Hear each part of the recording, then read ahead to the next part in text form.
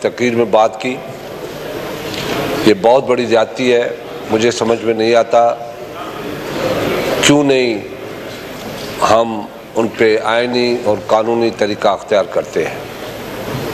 یہ بہت بڑی بغاوت ہے۔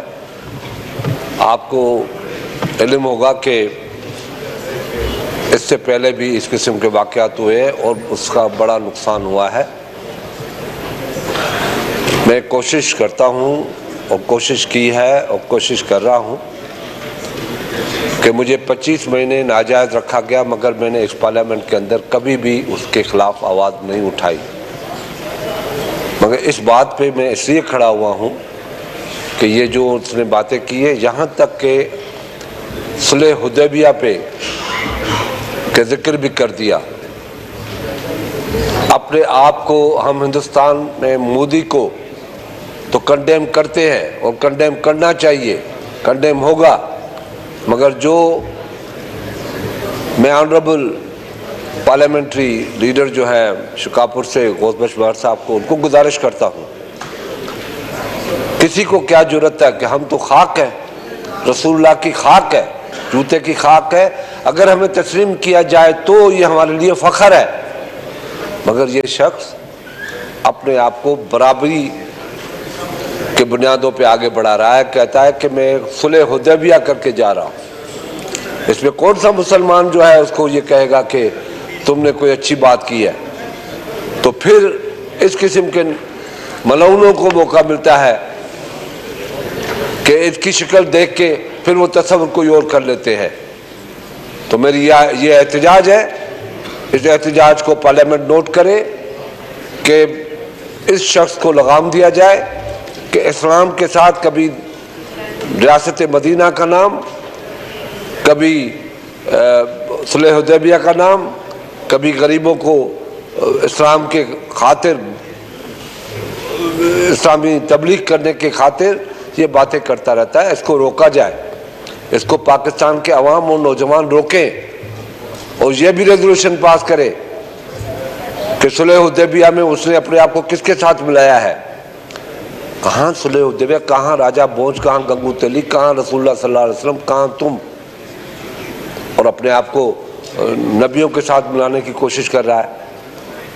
اللہ رحم کرے، اس قسم کے واقعات سے دنیا میں ہمارے خلاف پاکستان کے اندر لوگ اس کا ناجائز فائدہ لیں گے۔ تو یہ میری گزارش تھی، یہ پاکستان کے 24 کروڑ عوام جو ہے ان کی طرف سے بھی یہ گزارش ہے کہ اس کو روکا جائے۔ اور دوسری بات یہ ہے جو نور عالم نے کہا، صحیح کہا کہ میں کیبنٹ کا ممبر ہوں، ہمیں جو بھی ایگریمنٹ ہونا چاہیے ہم مذمت کرتے تھے اس حکومت کی، پچھلی حکومت، ہمیں بتانا چاہیے، یہاں آ کے کانفیڈنس میں لینا چاہیے۔ اس ہاؤس سے بڑھ کر ہے کیا بھی؟ اس ہاؤس میں آ کے بتاؤ اور آدھا بوجھ آپ کا اتر جائے گا جب لوگوں کو یہ پتہ پڑے گا کہ یہ سچویشن ہے۔ وہ سچویشن پیورلی آ کے بتائے۔ پارلیمنٹ آپ کی حکومت کی جان ہے، آپ کی سیاست اس پارلیمنٹ پہ چلتی ہے اور جمہوریت پہ چلتی ہے۔ جمہوریت میں اگر جن سے ووٹ لے کے آتے ہیں ان سے باتیں چھپانا ایک خود کرائم ہے۔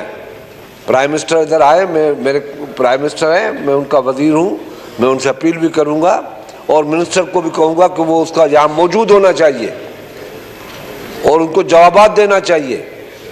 اور جو ایگریمنٹ ہم دنیا سے دیکھیں، سمپل سی بات ہے، پاکستان پیپلز پارٹی کے چیئرمین بلاول بھٹو زرداری صاحب جو میرے بھی چیئرمین ہیں، اس نے ملک کے خاطر ایک بات کی کہ اگر رشیا کا ٹور ہوا ہے کہ غلط نہیں ہوا ہے، ہم دوسرے ملکوں میں جا کے اپنے ملک کو کیوں کنڈیم کریں، اپنی پالیسی کو کیوں خراب کریں؟ سیاست اس کا نام ہے کہ اندر ہم اپنا جھگڑا جاری رکھیں مگر باہر جب دنیا میں جائیں تو صرف پاکستان کی بات کریں۔